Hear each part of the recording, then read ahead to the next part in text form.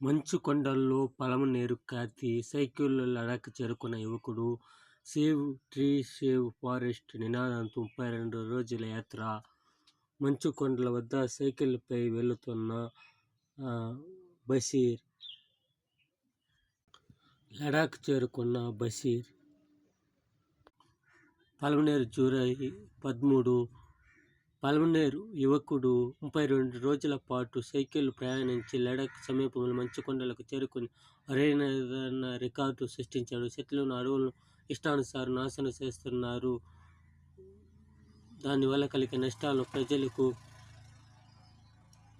ఈ విధంగా అడవి నాశనం అవుతుంది. ప్రజలకు అవగాహన తెచ్చే విషయంలో లడాక్ చేరుకున్న ఈ లడాక్ అందాన్ని చూడండి. ఆ విధంగానే అన్ని